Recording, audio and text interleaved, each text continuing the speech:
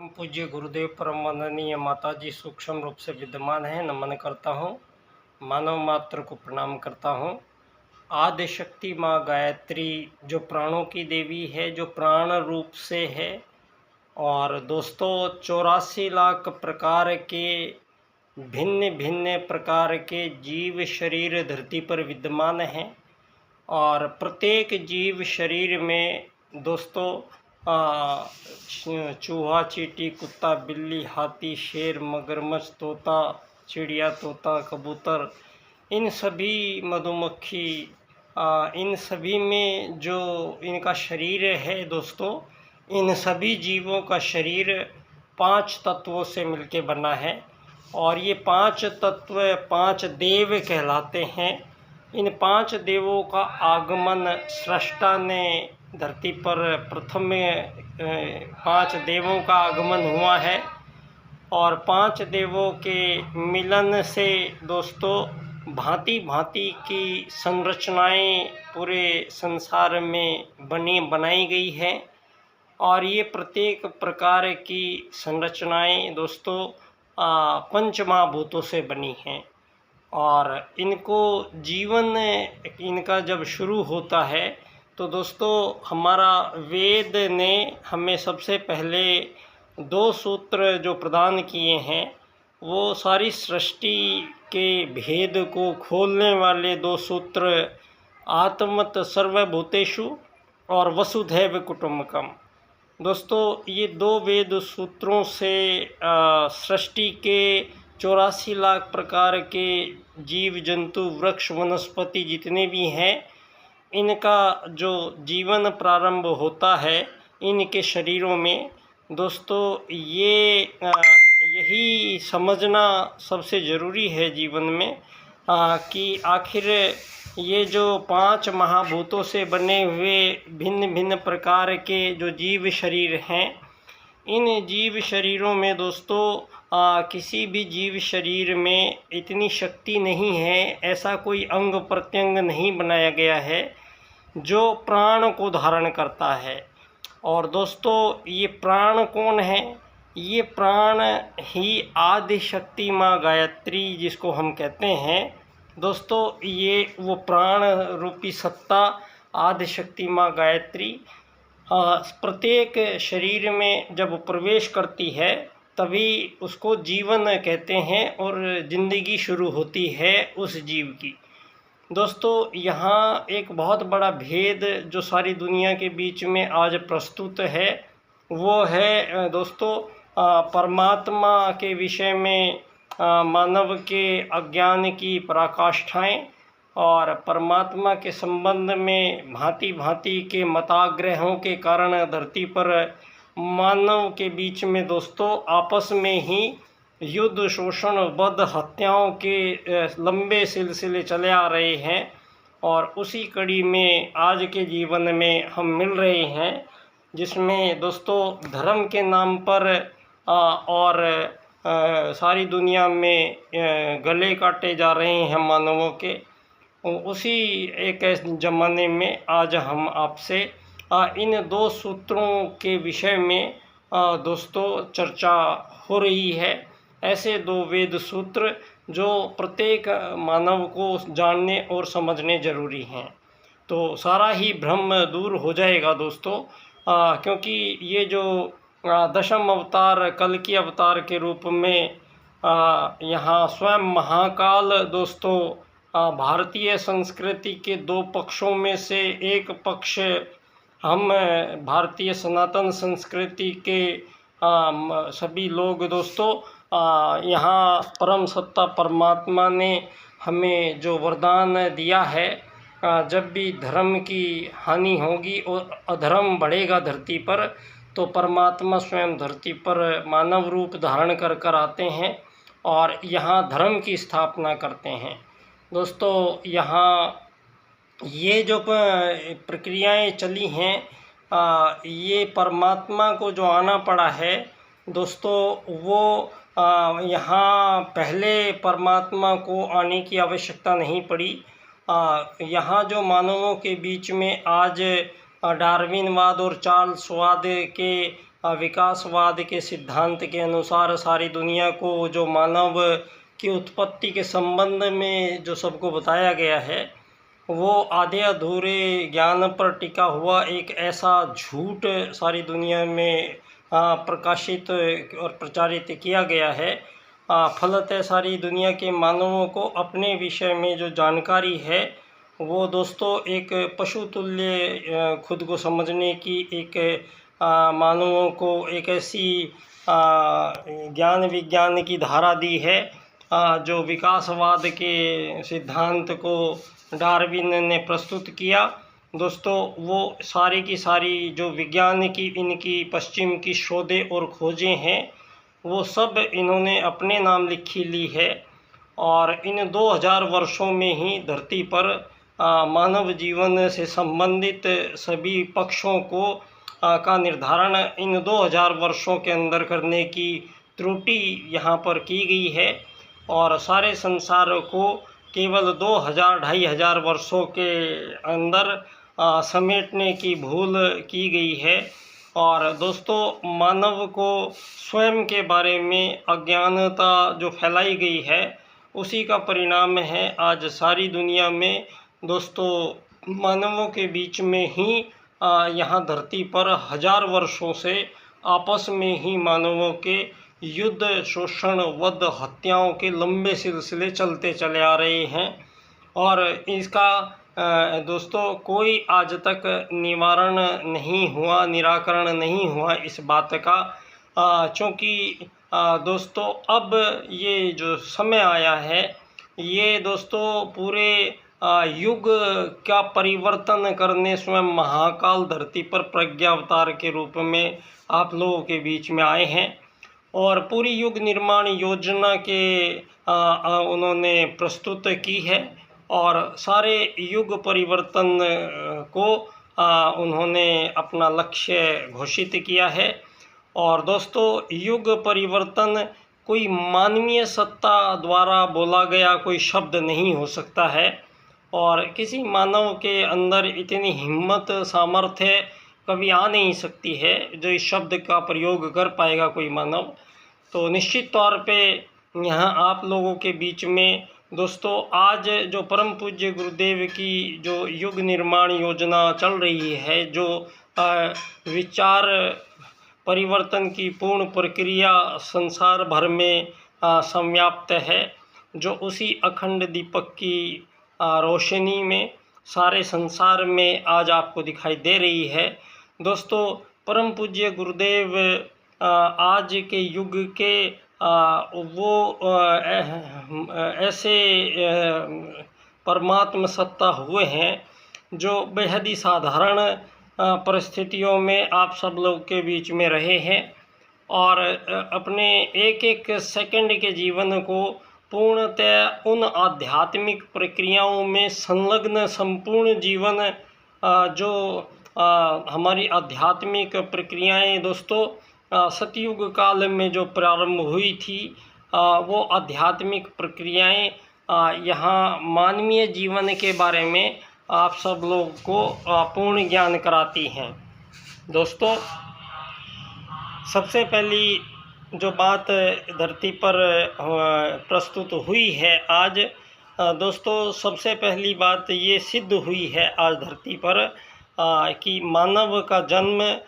किसी मछली बंदर से इंसान नहीं बना है, बल्कि धरती पर जो मानव प्रथम बार आए थे वो बेहद ही वैज्ञानिक और बहुत उन्नत और दोस्तों अपने संपूर्ण जीवन को उन्होंने शोध के लिए प्रस्तुत किया और वो बेहद श्रेष्ठ मानव धरती पर आए थे और वो जो प्रथम मानव धरती पर आए थे उन्हीं लोगों को आर्य कहा गया है और वो आर्य लोग भारत में उत्तराखंड क्षेत्र के नीचे के भाग में वो लोग प्रथम बार आए थे। और दोस्तों प्रथम मानवों के आगमन के समय ही यहाँ श्रेष्ठ उनका विज्ञान उन लोगों ने जो आविष्कार किया प्रथम बार में ही वो था दोस्तों यज्ञ विज्ञान। यज्ञ विज्ञान के आधार से ही वो संपूर्ण ब्रह्मांड से संपर्क स्थापित करने वाले लोग 1000 वर्ष की आयु लेकर धरती पर आए थे, और बिना किसी राजा के, बिना किसी प्रजा, बिना किसी दंड और बिना किसी दांडिक के वो लोग 1000 वर्ष की आयु दोस्तों संपूर्ण जीवन काल धरती पर किसी प्रकार की मानवों के बीच में कोई त्रुटि या कोई भी समस्या उत्पन्न नहीं हुई थी। और उसी स्थिति में यहाँ वेद ज्ञान से जो दोस्तों आदिशक्ति माँ गायत्री ही वो प्राण है जो सारे प्राणियों को जीवन देता है। तो यहाँ जितने भी धरती पर मानव के साथ साथ अन्य जीव जंतु, वृक्ष, वनस्पति का जो जीवन है, प्राण है दोस्तों, वो एक ही प्राण है। सब में प्राण में कोई भिन्नता नहीं है। और जो सभी जीवों में दोस्तों प्राणों को धारण करता है वो दोस्तों धरती पर केवल एक ही रिसेप्टर है जो प्राणों को धारण कर सकता है। इस पूरे ब्रह्मांड में आदिशक्ति माँ गायत्री का जो प्राण है वो तभी रिसीव किया जा सकता है किसी भी शरीरों में जब वो रिसेप्टर उस बॉडी में इंजेक्ट होगा या आएगा। तो दोस्तों यहाँ जो वो रिसीवर है प्राणों को धारण केवल परमात्म सत्ता का ही एक अंश आत्मा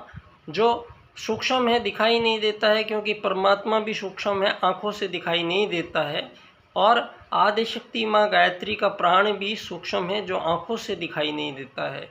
तो तीनों का जो आँखों से तो दिखाई नहीं देते हैं, लेकिन उन्हीं के संपूर्ण अस्तित्व को अगर आप सब लोग को देखना है तो यहाँ पर आत्मत सर्वभूतेषु और वसुधैव कुटुम्बकम के सूत्रों के अनुसार पहले ही परमात्मा सत्ता ये प्रकट कर देते हैं कि जो आत्मा इस मानव शरीर में गई है तो आदिशक्ति माँ गायत्री का प्राण तुरंत मानव में ग्रहण कर लिया है और उसका जीवन प्रारंभ हुआ है। इसी प्रकार से चिड़िया, तोते, कबूतर, हाथी, शेर, बंदर में जब वो आत्मा प्रवेश करेगी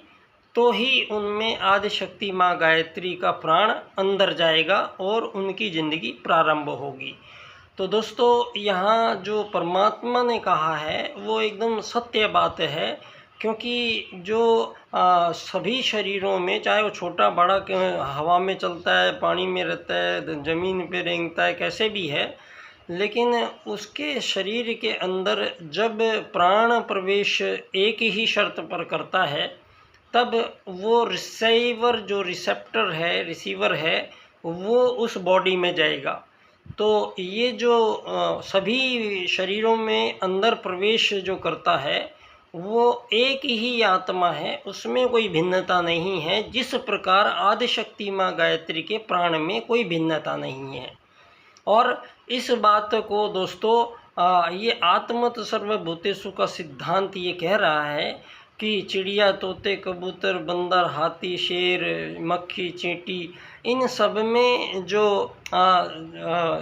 इनमें जो प्राण है ले रहा है वो एक ही परमात्मा का वो अंश है जो अभी चींटी में गया है। चींटी के मरने के शरीर जब मरता है, क्योंकि सभी धरती पर जितने भी प्राणी हैं दोस्तों, इन प्राणियों को इनका एक निश्चित विधान है कि धरती पर जो भी प्राणी का जन्म होगा उस प्राणी का अंत निश्चित होगा, मृत्यु निश्चित होगी। तो ये जो जीवन होता है प्रारंभ और मृत्यु जिसको आप कहते हैं, ये केवल और केवल दोस्तों उस आत्मा का उस शरीर में प्रवेश करना उसका जीवन कहलाता है और आदिशक्ति माँ गायत्री का प्राण उसको मिलता है। और जब वो आत्मा अपना समय पूर्ण करता है, जैसे ही वो शरीर से बाहर निकलता है उसी समय आदिशक्ति माँ गायत्री का प्राण की प्रक्रिया जो सुचारू रूप से अंदर जा रही थी, उसको धारण करने का जो आत्मा है वो जब बाहर निकल जाता है तो फिर प्राण को उस शरीर में नहीं भेजा जा सकता, जबकि प्राण चारों तरफ बिखरे पड़े रहते हैं।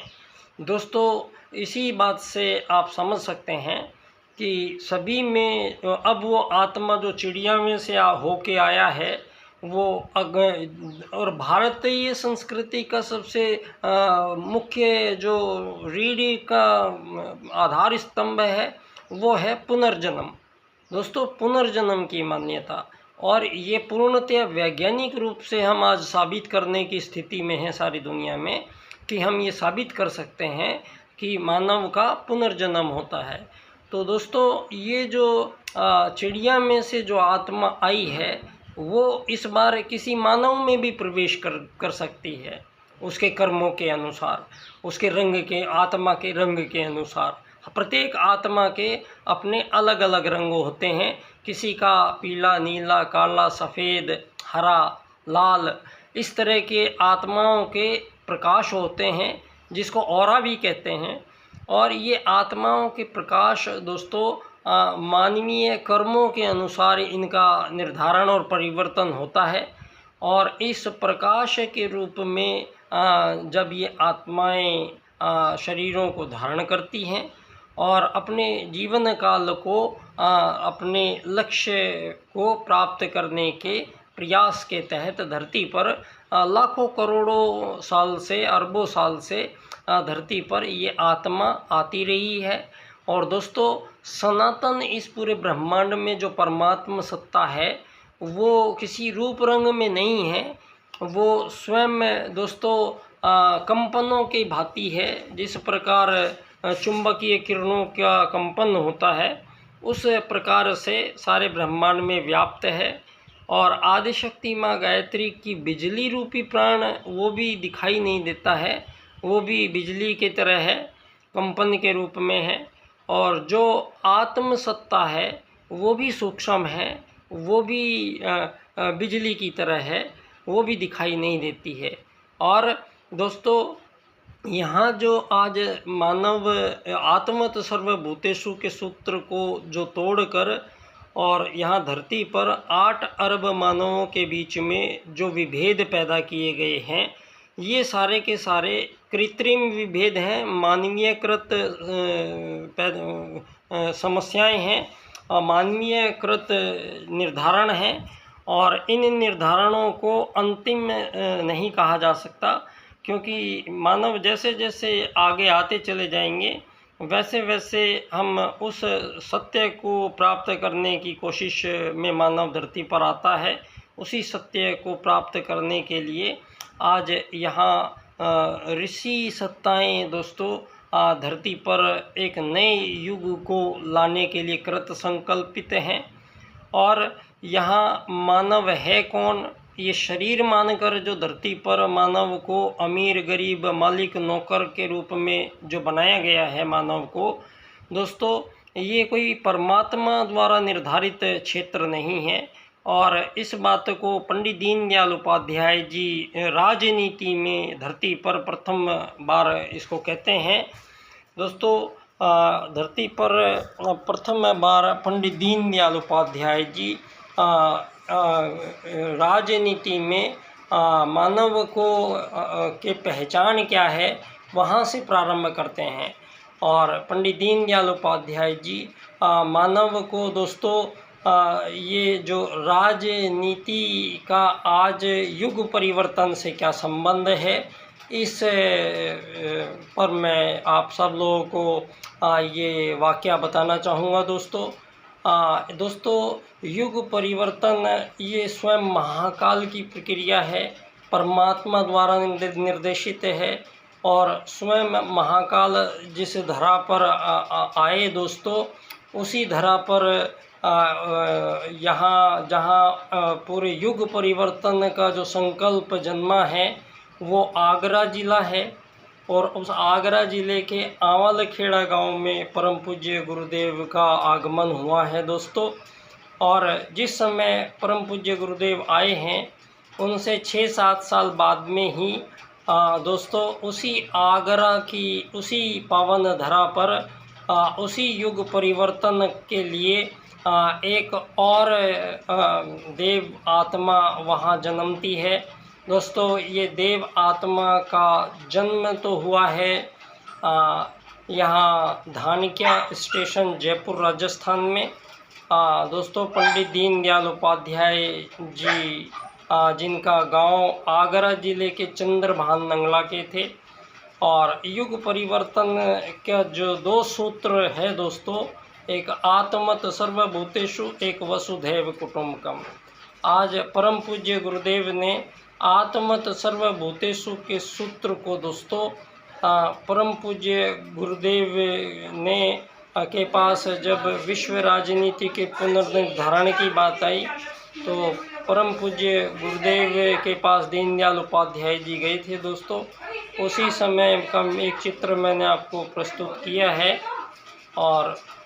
दोस्तों, उस समय पंडित दीनदयाल उपाध्याय जी ने विश्व राज्य की नीति क्या हो इस समय में जो प्रसन्न था,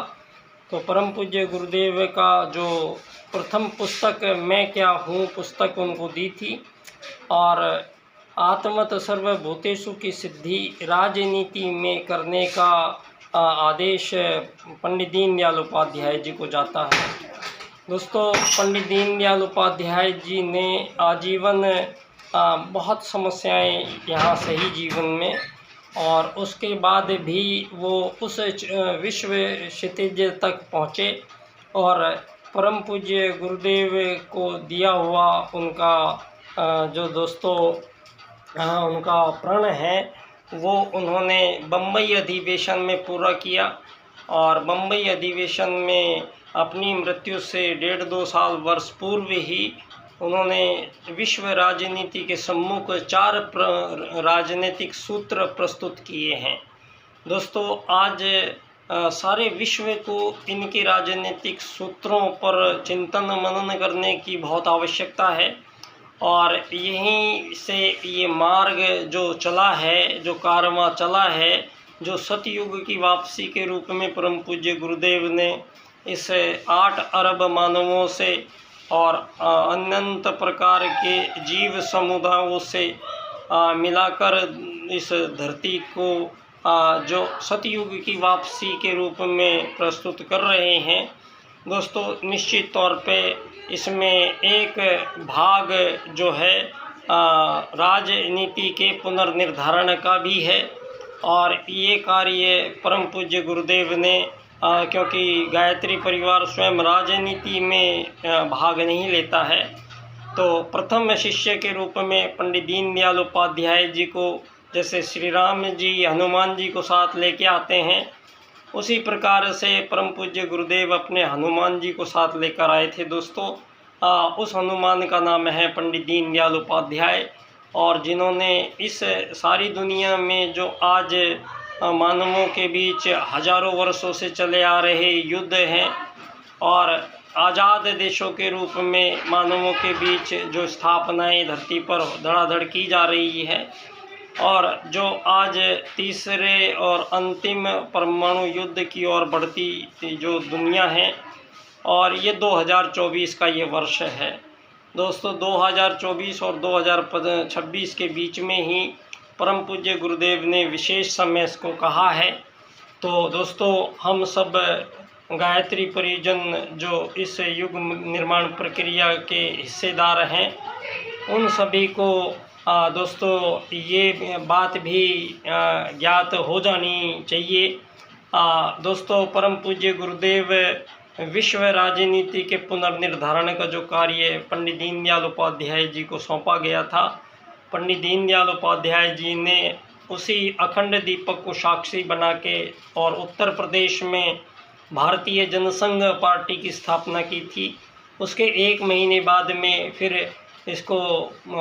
अखिल भारतीय स्तर की पार्टी बनाया गया था, और डॉक्टर श्यामा प्रसाद मुखर्जी को इसका अध्यक्ष बनाकर पंडित दीनदयाल उपाध्याय जी दोस्तों महामंत्री बनाए गए थे। और 18 साल तक पंडित दीनदयाल उपाध्याय जी वो राजनीतिक व्यक्ति दोस्तों जिन्होंने कभी किसी पद की, किसी ऐशो आराम की, किसी की चाह नहीं की, और ऐसे निस्वार्थ भाव से वो उस फलक तक पहुँचे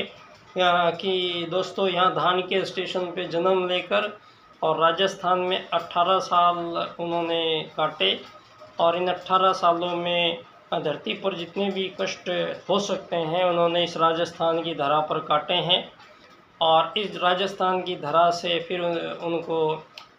उत्तर प्रदेश में गए और वहाँ जाते ही उनको दोस्तों अपना राजनीति में उनका आगमन आरएसएस के माध्यम से होता है। और आरएसएस के माध्यम से पहली सनातन भारतीय जनमानस को तैयार करने का जो परम पूज्य गुरुदेव का युग परिवर्तन का जो संकल्प दोस्तों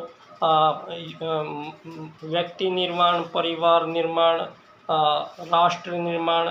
के जो सूत्र हैं उन सूत्रों के अनुसार उन्हें सारे विश्व की राजनीति को उस रास्ते पर ले जाने के जो सूत्र हैं वो 4 सूत्र हैं जिनकी व्याख्या मैंने इस क्रम से की है। आर्थिक लोकतंत्र द्वारा अर्थायाम आधारित एकात्म मानववाद की स्थापना से अंत्योदय की प्राप्ति होगी। और दोस्तों जब ऐसा होगा तो सारे विश्व से मानवों के बीच ये विकसित, अति विकसित, अल्प विकसित, G5, G10, G20, ये यूरोप, ये पश्चिम, ये पूर्व, ये उत्तर दक्षिण, ये दोस्तों अमीरी गरीबी मालिक नौकरगिरी से मानवों को बनाकर और सारे संसार में आज़ाद देशों के रूप में कृत्रिम सीमा रेखाओं में धरती पर मानवों को कैद किया गया है। और उनसे दोस्तों जो भी धन कर के रूप में सारी दुनिया में ये सरकार रूपी लेती चली आई है। और आज सरकार ने दोस्तों कोई भी मानव के जो संपूर्ण कार्य करने का जो उसका संकल्प था वो पूरा नहीं किया है। और आज ये धरती पर मानवों के बीच और एक बड़ा विभेद धरती पर एक पैदा किया गया है, जो पूर्ण रूप से प्रथम राजनीति के समय जो मानवों के बीच, आर्यों के बीच जो प्रथम करार हुए थे उन करारों को तोड़ा गया है। धरती पर केवल 2 ही विभाग बन सकते हैं, एक राजा, एक प्रजा, एक सरकार और एक पब्लिक। इनके बीच में जो प्राइवेट सेक्टर नाम से धरती पर मानव को ही भगवान बना दिया गया है, ये तीसरा विभाग दोस्तों किसी भी सूरत में नहीं बन सकता है। ये करारों के विपरीत काम हुआ है और ये धरती पर संभव नहीं है। तो आज पूरी दुनिया को नए सिरे से मानवों को गढ़ा जा रहा है, जहां मानवों को दोस्तों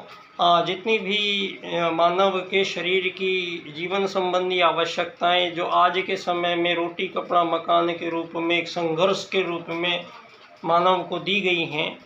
पंडित दीनदयाल उपाध्याय जी अर्थायाम के राजनीतिक सूत्र से कहते हैं धरती पर एक ऐसी राजनीति स्थापित कर रहे हैं जिसमें किसी भी मानव को धन की कमी जीवन में नहीं होगी और ना ही किसी के पास अधिक होगा। तो ऐसी अवस्था एकात्म मानववाद के राजनीतिक सिद्धांत से बनाते हैं, क्योंकि मानव को एक शरीर नहीं माना जा रहा है राजनीति में। मानव को एक आत्मा मानकर मानवों के बीच के संपूर्ण विभेद का समापन किया जा रहा है और सारी मानव जाति को एक ही रेखा में, एक ही लाइन में खड़ा किया जाएगा और सारी लाइनें जो बनी हैं धरती पर अलग अलग, वो सब समाप्त की जा रही हैं और एकात्म मानववाद की रेखा होगी और धरती पर अर्थायाम का राजनीतिक सिद्धांत होगा और सारे विश्व को दोस्तों एक ऐसी विश्व राजनीति का निर्धारण इनके 4 सूत्र करते हैं। इसी बात को अगर हम आप लोगों से समझाएंगे तो ये विषय बनता है एकात्म मानववाद एवं समग्र व संपूर्ण वैश्वीकरणवाद, टोटल एंड कंप्लीट ग्लोबलाइजेशन। बहुत बहुत धन्यवाद दोस्तों। मैं पंडित दीनदयाल उपाध्याय जी की जन्मस्थली धान के स्टेशन जयपुर राजस्थान से बच्चा डॉक्टर आप सभी लोगों को नमन करता हूँ। परम पूज्य गुरुदेव परम माननीय माता जी को पुनः नमन करता हूँ। धन्यवाद।